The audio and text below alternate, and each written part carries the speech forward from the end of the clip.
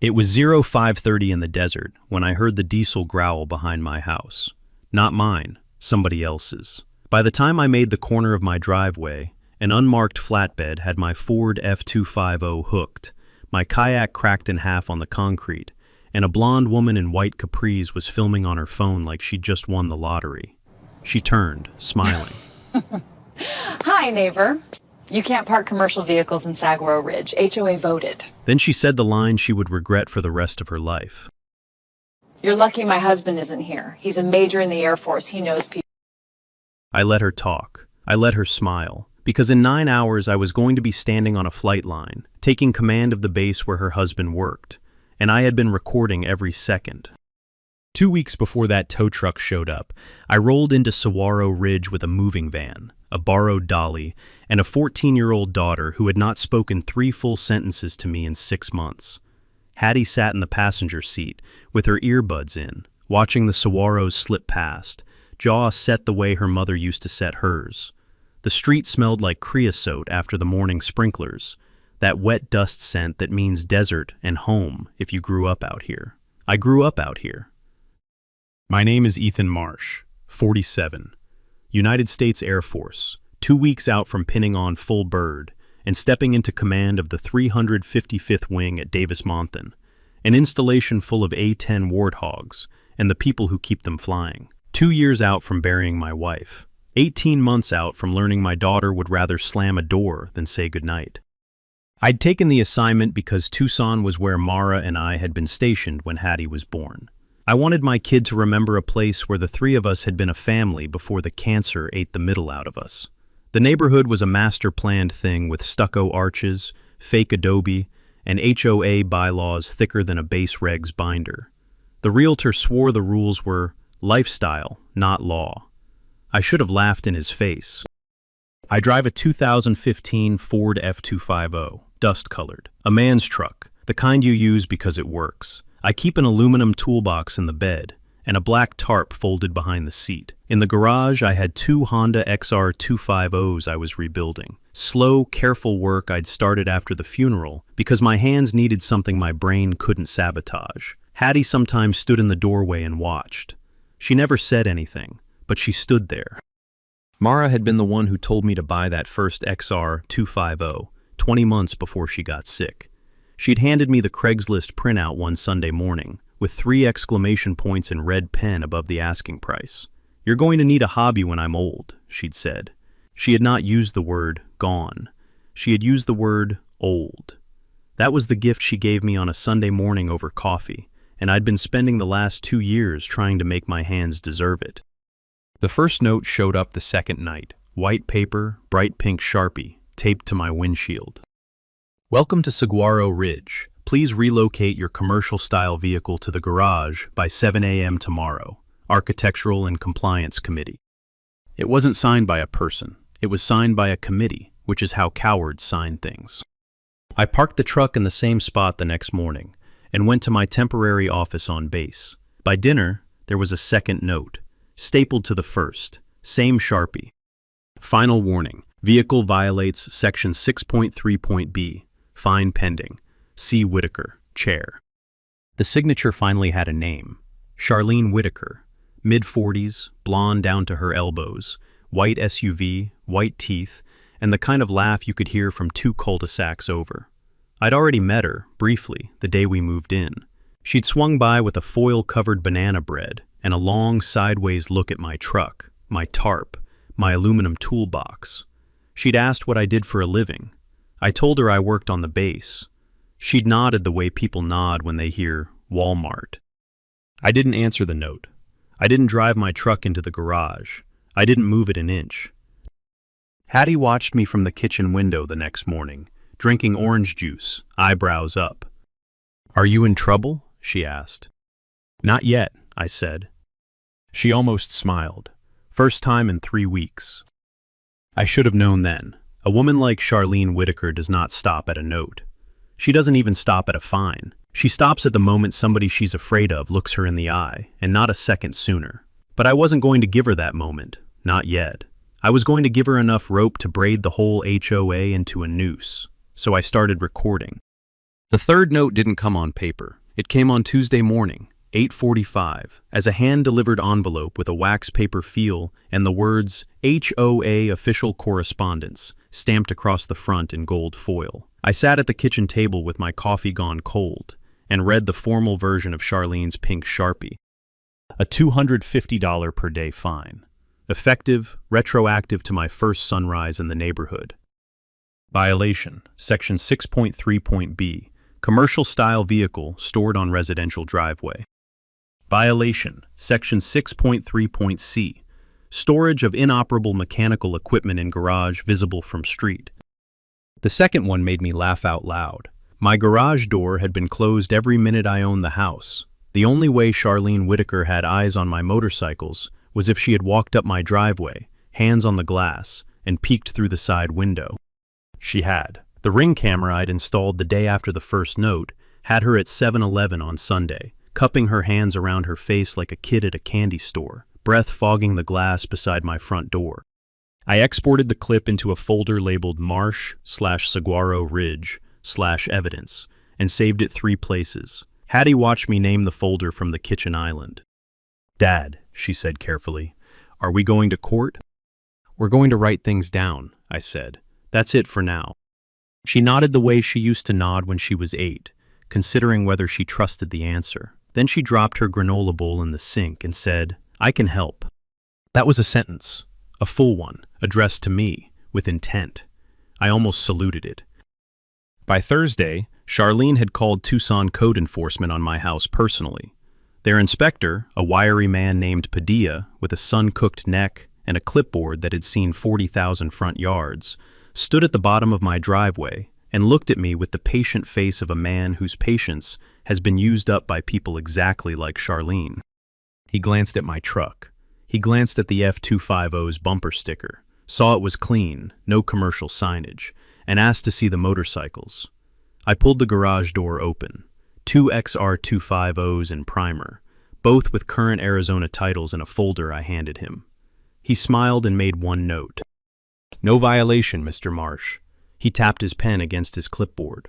"Sir, off the record, you're the 4th complaint from this address this quarter. The previous 3 were a chief master sergeant down the block, a tech sergeant with a tire on his patio, and a young staff sergeant's wife who hung an American flag the wrong width. All cleared, all her." I asked him if he'd put that pattern in writing. He smiled wider. "I already did. It's a public record." The truth hit me the way good truths do, quietly, like a clean tool finding its right slot. In Arizona, anyone can request the file behind a code complaint, the address, the date, the complainant's name. Public records aren't just for lawyers. They're for any neighbor with a stamp and a Tuesday afternoon. That night, I drove to the Pima County Recorder's office before it closed, paid $11, and walked out with a printed certified copy of every recorded document tied to Saguaro Ridge. The original CC and Rs, the bylaws, the amendments, the board minutes the HOA had filed. 8 pounds of paper. I cleared the kitchen table. Hattie sat across from me with 2 yellow highlighters and a stack of sticky tabs. She read out section numbers like a kid spelling words for a beat. 6.3.b, commercial style, she said. It says commercial style, but the definition is in Appendix A. Appendix A says, displaying business signage, livery, or commercial logos. I looked over her shoulder. The truck had a small American flag decal on the back window, nothing else. She kept going. Section 6.3.f. Listen to this. Personal hobby restoration vehicles owned by residents are explicitly permitted on driveways, provided they are operable, currently registered, and not for sale or commercial service. She looked up. "Dad, the rule she's writing you up for says you're allowed." Outside, a coyote yipped twice. A sprinkler turned on 3 houses down with a small mechanical sigh. The dryer beeped. I sat back and let it settle. Charlene Whitaker had not just bent a rule, she had invented one, and she had been doing it for a while. The welcome committee never welcomed us. That's the line Hattie used on a Saturday at the community pool when a girl her age, 12 maybe, looked her up and down by the diving board and said her mother said the new people had brought trash trucks into the cul-de-sac. Hattie smiled the way her mother had taught her to smile at people who weren't worth correcting, walked over to her towel, walked home dripping chlorine, and didn't go back to the pool for 2 weeks. She didn't cry, she made a list. On a yellow legal pad she stole from my office, she wrote down every kid who'd said something, every parent who'd looked away, every mom on the cul-de-sac who'd suddenly become very interested in her phone whenever we walked the dog. She titled the list, Witnesses. I asked where she'd learned that word. She shrugged. Law and Order. Mom and I used to watch it. I read the list twice and didn't tell her how proud I was. Pride is a thing you store up. It compounds.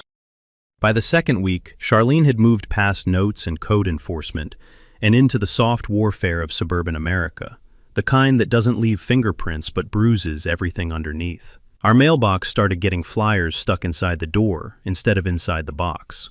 Our garbage cans got wheeled 6 feet down the curb on collection mornings. The neighborhood Facebook group, the one I'd been politely added to and quietly ignored, became a slow-motion smear. New owner at 4218, letting the property go downhill. Restoration vehicles in a residential neighborhood. This is exactly what 6.3.b was written to prevent. Children should not have to walk past commercial activity. I screenshotted every post. I downloaded the PDF of every comment thread. I cross-referenced the worst commenters against the HOA roster. 3 of the 4 sat on Charlene's committee. Then came the post that changed it. Charlene herself, Friday at 8:47 p.m. in the official Saguaro Ridge group, with a photograph of my driveway shot at an angle she could only have gotten by walking onto my lawn. For the longtime families of Saguaro Ridge, we have welcomed people of all backgrounds for 32 years, but we cannot accept a deliberate degradation of community standards. Some of you may remember in 2022, we addressed a similar situation with a family who refused to bring their property into compliance. They eventually relocated, and the neighborhood thrived. Let's not be afraid to have the same conversation again. I read it 3 times. I read it a 4th. A similar situation, a family who refused, who eventually relocated. I called the school carpool line at 7:30 the next morning and got a name I'd been circling for 2 days. Senior Master Sergeant Tanya Bell. Black, single mother, 3 kids, transferred out of the neighborhood 18 months ago after, in her words, Mrs. Whitaker decided my front yard solar lantern violated the spirit of the community. She'd taken a loss on the sale. I asked her if I could quote her. She laughed without humor and said, "You can put my name on the front page of the Star, Colonel. I have been waiting for somebody to put her name on something."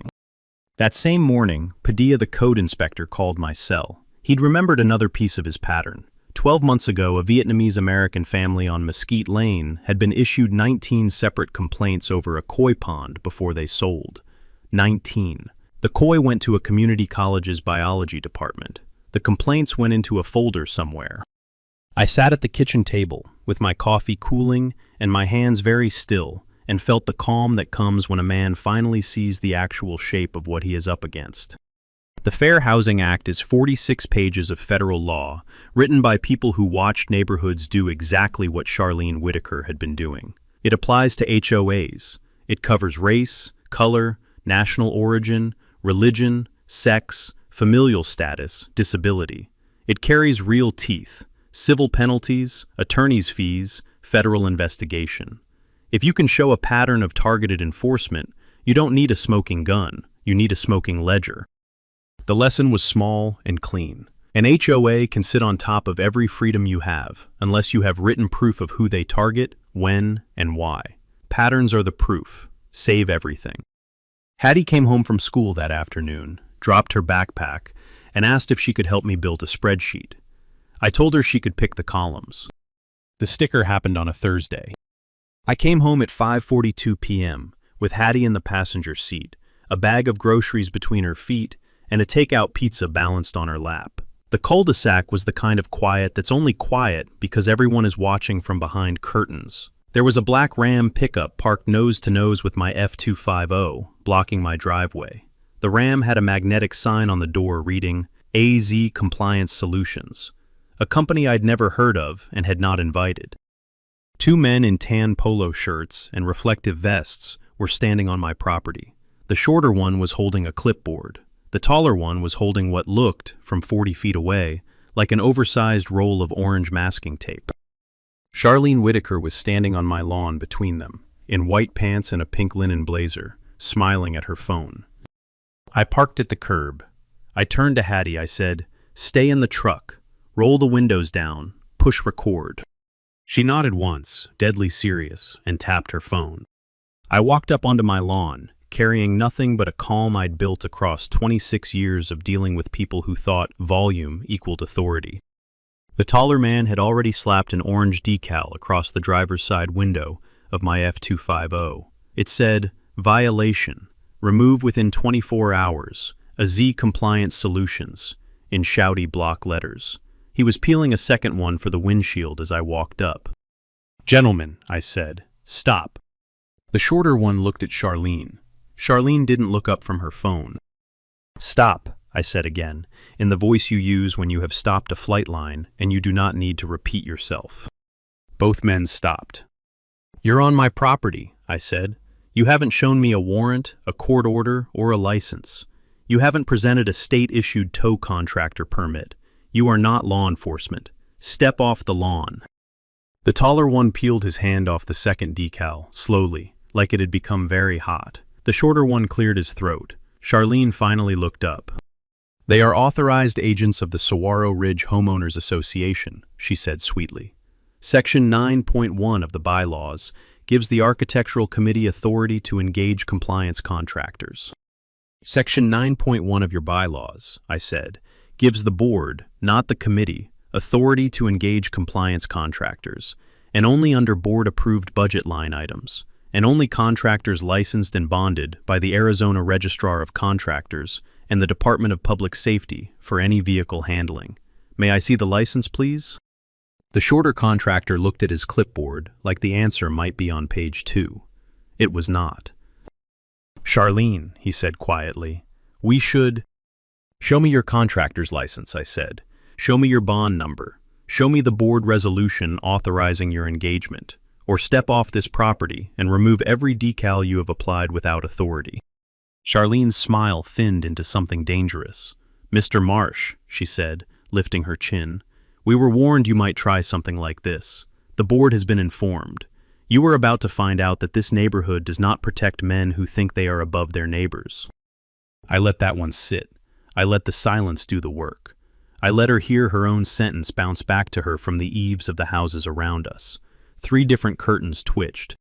Hattie, from the truck, in a clear, loud teenage voice, "Dad, I got that on video." The taller contractor cracked first. He pulled the second decal back into its roll, peeled the first decal off the F250 with a slow, sticky sound, looked at his partner, and said, "We're out, dude." Charlene didn't move for a full 10 seconds. Then she walked off my lawn very deliberately, snapped a single photograph of my truck, and got into her white Escalade 2 driveways down. The Escalade idled in the street long enough for everyone to remember it had been there. When she pulled away, I noticed something on the back of the contractor's Ram. Under the AZ Compliance Solutions magnetic sign, peeking out from beneath the corner where the magnet had lifted, was the edge of older paint. White letters on tan. Whitaker Property Serve, partially obscured. I had Hattie zoom in. The footage caught it perfectly. In Arizona, an HOA cannot delegate enforcement to a company it secretly owns. That isn't enforcement, that's a fee mill. After the Escalade was gone, 2 curtains stopped twitching, and a door opened across the street. Mr. Holloway, retired plumber, 71, walked across the cul-de-sac in his slippers and stopped at the bottom of my driveway. He looked at the spot on the windshield where the decal had been. He looked at my daughter, sitting in the truck with her phone still up. He said, "Son, my wife and I have been waiting 4 years for somebody on this street to do what you just did. Whatever you need, knock." Then he walked back across the street, in his slippers, in the dust. That night, in the kitchen, I started a new folder. I labeled it LLC. The Arizona Corporation Commission is not a sexy website. It looks like it was built in 1998 and has been afraid to be updated ever since. But it is, line for line, one of the most powerful public records tools an ordinary citizen has. And that Friday morning at 6:14 a.m., with the coffee on and Hattie still asleep, it gave me everything. AZ Compliance Solutions LLC. Filed 2019. Registered agent, Brent J. Whitaker. Manager, Charlene M. Whitaker. Principal address, a P.O. box rented in the same strip mall where the HOA's professional management company was registered. The HOA's professional management company, when I pulled it, turned out to be a single-member LLC.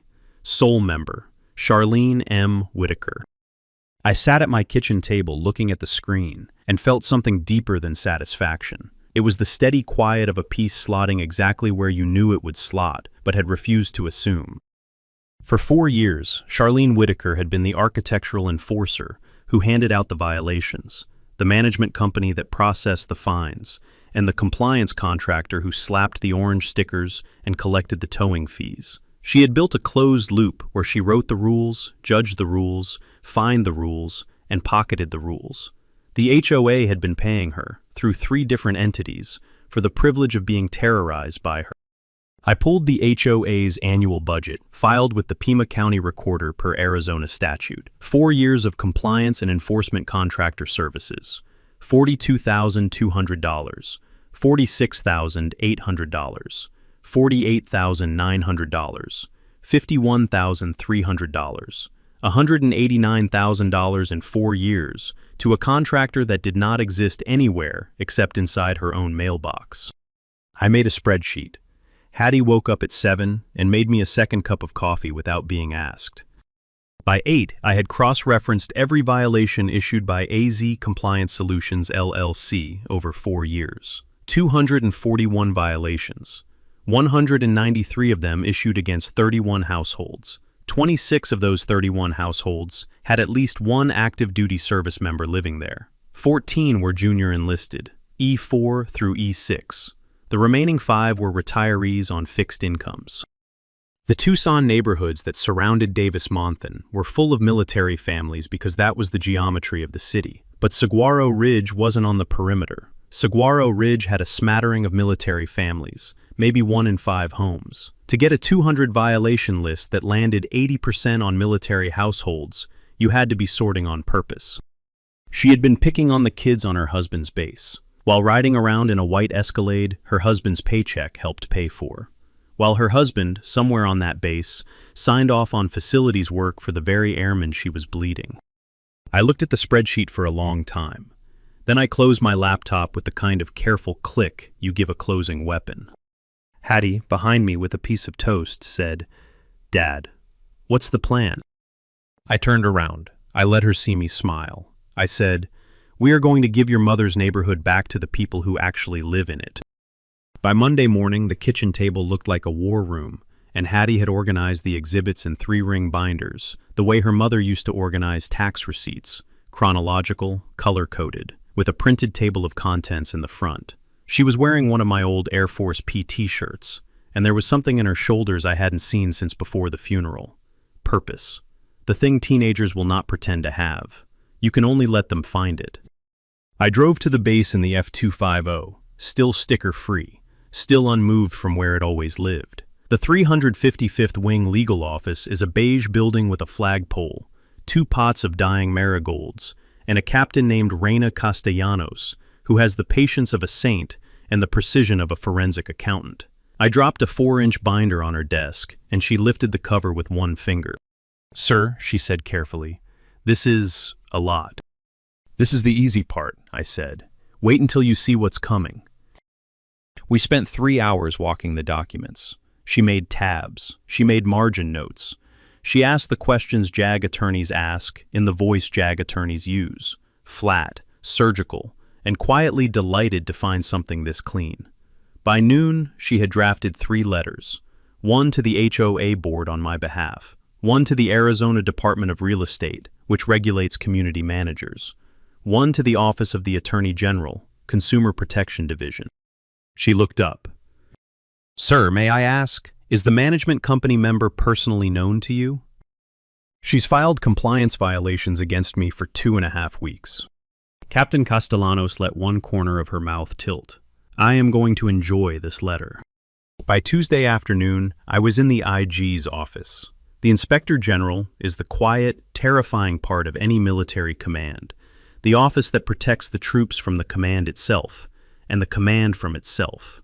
I laid out the evidence: selective enforcement, targeting of junior enlisted families, a spouse of a sitting commissioned officer running a fee mill against junior airmen, potential ethics violation if Major Whitaker had any knowledge of, or financial benefit from, his wife's operation.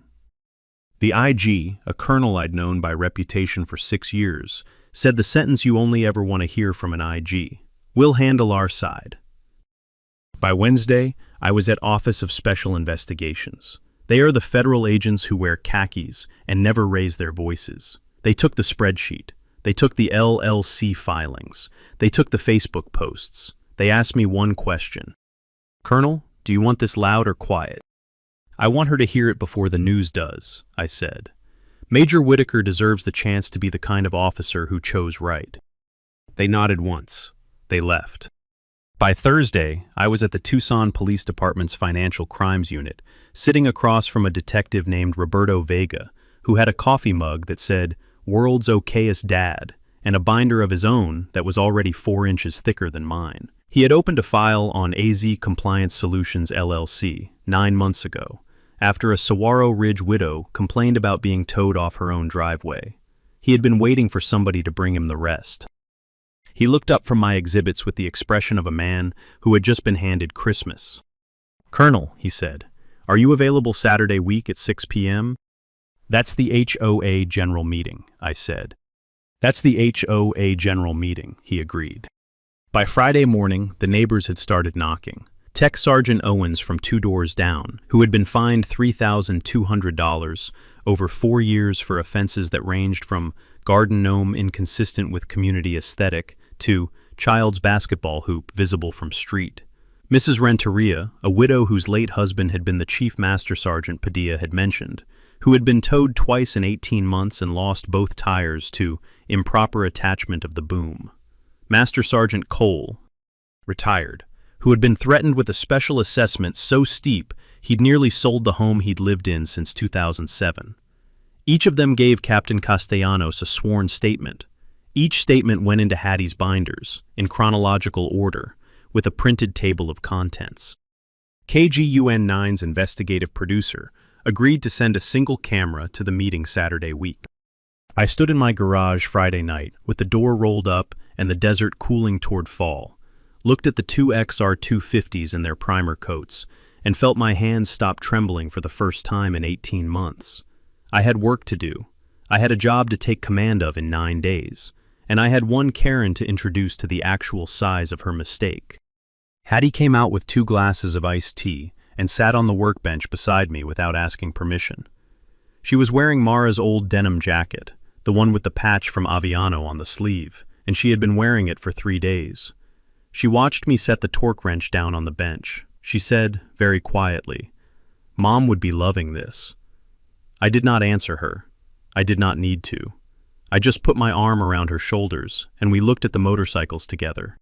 And for the first time since the funeral, the silence between us was the good kind of silence, the kind that doesn't ask anything of you, the kind that just sits there and lets you breathe. It rained Sunday afternoon, which never happens in October in Tucson, which is how Hattie knew something was wrong. The desert smelled like wet rock and creosote. The driveway was darker than I'd ever seen it. I was on base at the change of command rehearsal, watching airmen run their formations in damp flight suits, when my phone buzzed 3 times in a row. Hattie, Hattie, Hattie. "Dad, they're here again. The tow truck. The orange shirt guys. She's with them. They have a flatbed." I told her to lock the door, stay in the house, push record on her phone, and not come out for any reason. She said okay in the voice she used to use when she was 9 and trying very hard to be brave. I left the rehearsal. I broke no laws on the drive home. I do not remember any of it. When I rolled into the cul-de-sac, my F250 was already hooked to a yellow flatbed and tilted at a sharp angle on its winch. A man in a tan polo shirt was holding the corner of my kayak, the kayak that had been stored, locked, in my garage, and dragging it across the concrete with the kind of grip that doesn't care what cracks. My side mirror was already on the ground. There was a long, fresh gouge in the paint above the wheel well from where the tow hooks had been forced. Charlene Whitaker was standing on my driveway in white capris and a denim jacket, supervising. She was filming on her phone. She turned and saw me. She said the sentence she would regret for the rest of her life. "Hi, neighbor. You can't park commercial vehicles in Saguaro Ridge. HOA voted." She tilted her head. "You're lucky my husband isn't here. He's a major in the Air Force. He knows people." I let her talk. I let her smile. I did not move. I did not raise my voice. I walked very calmly up the driveway, past her, past the contractor, past my own kayak in 2 pieces on the concrete, and into my garage, where a third man, somebody I had not seen before, was standing over my motorcycles with an open can of paint thinner in his right hand. The smell hit me like a slap. He had already poured a streak across the gas tank of the XR250 closest to the wall. He saw me. He froze. The can shook in his hand. "Out," I said. He went. I did not stop him. I did not need to. I walked back to the driveway in the rain. I looked at the contractor with the kayak. I looked at the man on the flatbed. I looked at Charlene Whitaker. I said, "Lower the truck, now." The flatbed driver, to his credit, was the first to understand who he was looking at. He killed the winch. He started reversing the boom. The F250 settled back onto its wheels with a slow hydraulic sigh, like an animal being allowed to lie down. Charlene started to talk. I looked at her one time, and she stopped.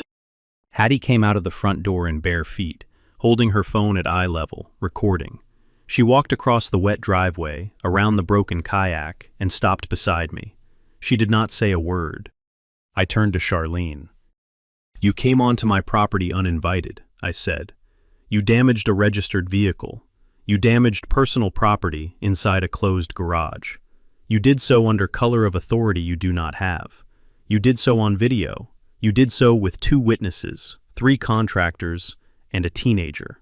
And you did so 6 days before the annual meeting of the Saguaro Ridge Homeowners Association." Her smile flickered, then locked into place the way a smile locks when a face has run out of options. I said, "I would like you to leave my property now. We will see you Saturday."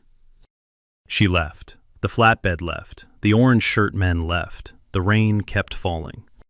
Hattie lowered her phone. She looked at the kayak. She looked at the gouge in the F250. She looked at the puddle of paint thinner on the garage floor. Then, in a voice she had not used since she was 11, she said, "Dad, I want her to lose everything." I put my hand on the back of her neck the way Mara used to, when our kid needed steadying. "She will," I said. "She just doesn't know it yet." Brent Whitaker came to my front door on Wednesday at 6:42 p.m., in a wrinkled khaki shirt, no rank, no insignia, holding a manila folder with both hands, the way a kid holds a permission slip he hasn't been able to forge. Hattie saw him first through the side window, said "Dad," and then went upstairs without being asked. She knew the look of an officer who had come to confess something. She had grown up in our living room. I opened the door. He was 43, lean, blue-eyed, with the kind of haircut that says somebody on this base outranks me, and I respect that. He looked at the truck on my driveway. He looked at the kayak, taped together now in 3 places, leaned against the side of the garage. He looked at me. "Sir," he said, "Major Brent Whitaker, Civil Engineering Squadron. I would like to speak with you off the record before you take command on Friday." I let him in. He sat at my kitchen table with his hands held, as if he had a hat on his knee, and he laid the manila folder in front of me without opening it. "Sir," he said, 3 days ago my wife told me she had filed a compliance action against the new neighbor at 4218. Last night I saw the incoming commander photo packet circulated at our staff meeting. I recognized your name immediately, because she had said it twice over dinner. I want to be very clear, I did not know about the LLC. I knew she ran the architectural committee. I knew she did the management work. I did not know she owned the compliance contractor. I learned that 2 hours ago, when I opened her laptop without permission. He pushed the folder forward. That's a printout of her email account from the last 4 years. I will face whatever I have to face for accessing her account without consent. I have already informed my squadron commander. I am here to give you what I have. I did not open the folder. Not yet. Major, I said, why are you doing this? He looked at his hands. Because my father was an E4 in 1989, he said quietly. Because the families she was bleeding are the families I am supposed to serve. Because I took an oath. And because when my wife said the words, commercial vehicle, at dinner 3 nights ago, I should have asked the next question, and I didn't. And now a man under my command, under your command, sir, is going to have to read about it in the newspaper. I let that sit. Then I said, Major, I am not your judge. Your wife is not your fault. Your silence at the dinner table was your fault, and you've already walked it up the chain. You'll meet with IG. You'll meet with OSI. You will tell them everything. You will not retaliate against your wife in any form. You will not interfere with the meeting on Saturday. You will sit in the room and you will listen. Do you understand? Yes, sir. You are dismissed. He stood up. He paused at the door. He turned around. Sir, one more thing. She tried to bribe a Tucson code inspector this morning. She offered him $3,000 to backdate a waiver for your driveway. He said no. He recorded the call on his city-issued phone. It's already with PD. I looked at him. Major, get some sleep. You are going to need it. He left. The folder stayed on my table. I opened it after Hattie had gone to bed. The emails were exactly what I'd expected, and a little worse than I'd hoped. Charlene to her management LLC, instructing herself to issue fines. Charlene to herself at AZ Compliance, scheduling tows. Charlene to a board member, threatening to leak rumors about his ex-wife if he didn't vote yes on the special assessment. Charlene to a Facebook moderator, asking her to delete comments from the Hispanic mother on Mesquite who's making this whole thing political. I read every line. I made copies. I sent a copy to Captain Castellanos at 11:48 p.m. She replied at 11:49. Sir, we are going to have a very good Saturday. 2 streets over, in a master bathroom with marble counters, Brent's paycheck had not actually paid for. Charlene Whitaker was sitting on the closed lid of her toilet in her bathrobe, scrolling through her contractor's phone calls, her hands shaking, trying to call the man who had towed my truck and getting his voicemail 4 times in a row. She did not know what her husband had done. She did not know which laptop he had opened. She did not know what was in the manila folder. She only knew that the man at 4218 had spoken to her in a voice she had heard exactly once before in her life, 22 years earlier, from a state trooper at the side of a road she had not slowed down on. She did not sleep that night. She tried to delete a Facebook post at 3:14 a.m., and the internet, of course, had already saved it. Outside, the desert cooled. The garage smelled faintly of paint thinner and patience. The truck sat in the driveway, exactly where it had always sat. 3 days to the meeting. The Saguaro Ridge Clubhouse, on Saturday at 6 in the evening, looked the way HOA clubhouses always look at the start of a meeting, and nothing at all like the way they look at the end of one. Beige carpet, folding chairs, a pitcher of lemonade with floating mint, a long folding table at the front with a nameplate that read, Charlene Whitaker, Chair. The smell of grocery store cookies and air freshener that had been spraying every 15 minutes since 1997. 71 residents in the room. 17 of them were active-duty military families who had never come to a meeting before. Hattie had texted them all personally. She'd made a list. I came in at 3 minutes after the hour, in dress blues, ribbons squared, hat under my arm. Behind me walked Brigadier General Davis Owusu, my incoming wing commander superior, in dress blues of his own. Beside me walked my 14-year-old daughter, in a navy dress, with a binder under each arm. The room went quiet, the way a room only goes quiet when nobody has rehearsed it. Charlene Whitaker was already at the front, in a pink linen blazer, mid-sentence. She saw us. Her sentence stopped on the consonant. Good evening, I said. I'd like to invoke the residence privilege under Bylaw 4.2, 10 minutes of the floor. Detective Vega, 2 rows from the back, in a blue blazer with no badge showing, gave the smallest nod. Behind him, near the door, The KGUN9 producer had her camera on a low shoulder rig, recording. Charlene tried for a smile. "Mr. Marsh, the agenda is—" "Colonel," General Owusu said quietly. The room understood what he meant. I walked to the front. Hattie handed me the first binder. I did not raise my voice. I have never had to. 241 violations in 4 years, I said. 193 of them against 31 households. 26 of those households are active duty military. 14 are junior enlisted. Airmen first class, senior airmen, staff sergeants, the kids on your husband's base. 5 are retirees on fixed incomes.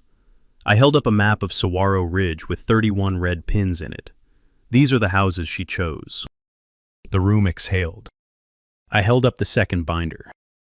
AZ Compliance Solutions LLC, Form 2019, Registered Agent, Major Brent Whitaker, sitting 2 rows behind me. Brent did not flinch. Sole Manager, Charlene Whitaker. Saguaro Ridge Management Group, also a single-member LLC, also Charlene Whitaker. Across 4 years, this neighborhood paid $189,300 to the same person, through 3 doors. The treasurer, 2 seats from Charlene, slid his chair an inch sideways. I held up the third binder. On Sunday, agents acting on her instruction towed my registered, current, hobby-exempt vehicle from my own driveway. They damaged my side mirror, my paint, a kayak stored in my closed garage, and the gas tank of a personal restoration motorcycle. On Wednesday, she offered a Tucson code inspector $3,000 in cash to backdate a permit waiver. He recorded the call. Detective Vega in the back has the audio. Vega lifted the small recorder 1 inch. He set it back down. I turned and looked at the residents, not at Charlene, not yet, and I let them see me look at them. "You did not vote for any of this," I said. "You did not approve a closed loop. You did not approve a shell company. You did not approve targeted enforcement against the families of the airmen who serve 6 miles from this room. 41 of you have signed the recall petition I am about to file. The recall is valid under Bylaw 7.3.A. The vote was certified by Captain Reina Castellanos of the 355th Wing Legal Office and notarized by Pima County." I finally turned to her.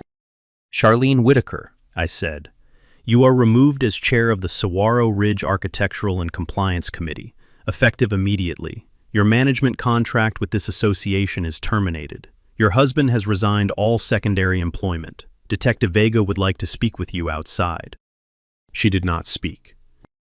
The room rose to its feet in one slow wave. Nobody cheered. Nobody had to. The KGUN9 camera kept rolling. I leaned forward toward the microphone one final time. "I'm Colonel Ethan Marsh," I said.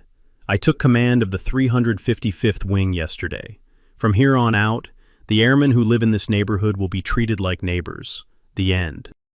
Then I picked up the binder, took Hattie's hand, and walked out.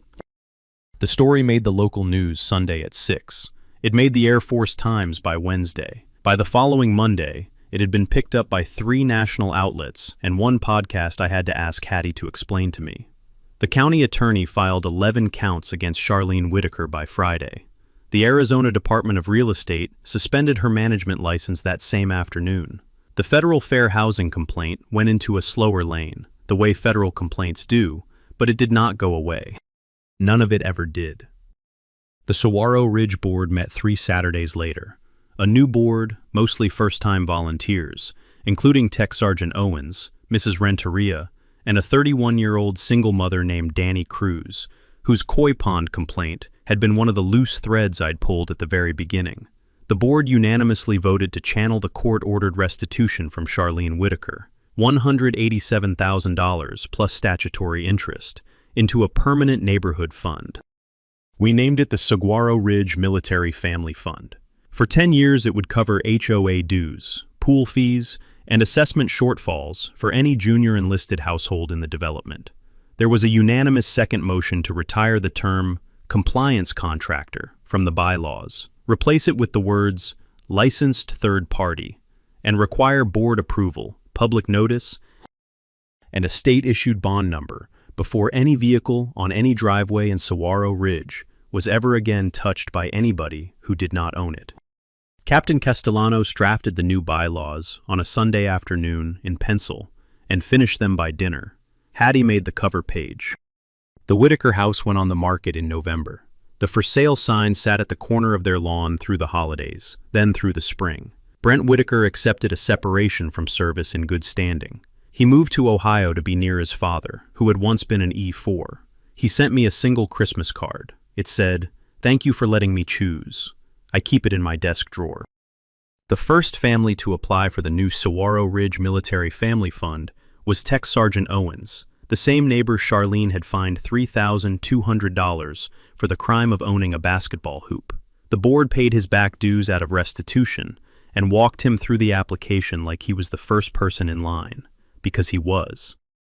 The second family was a young senior airman who had moved in 3 months earlier and had been quietly terrified of every HOA newsletter that hit her mailbox.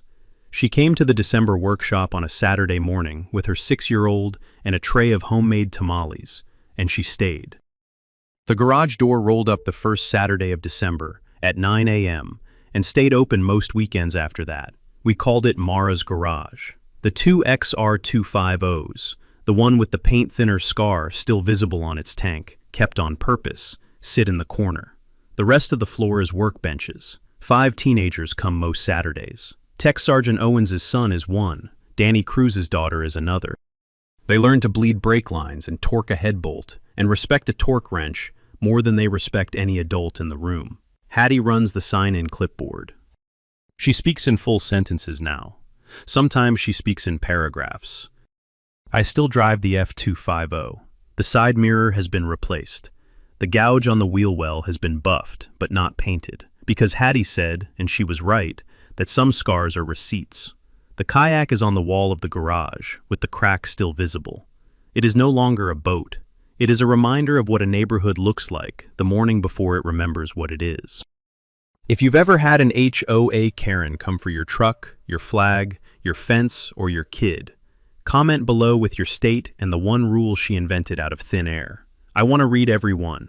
And if you want more stories of small-town power running headfirst into the wrong neighbor, hit subscribe, because next week we are heading to a Tennessee subdivision where an HOA president decided a retired arson investigator's burn barrel was the hill she wanted to die on. She picked the wrong hill. What Charlene Whitaker did not understand, and what most petty tyrants have never understand, is that real authority almost never looks like a pink blazer and a clipboard. It looks like a Ford F-250 that stayed parked in the same spot for 2.5 weeks, while the man behind it quietly pulls every public record, every LLC filing, every Facebook screenshot, and every meeting minutiae the state of Arizona will release for the $11 at the county recorder's window. She thought volume was power. She thought paper was. Paper wins. It always wins. Because paper does not get angry and paper does not need to raise its voice.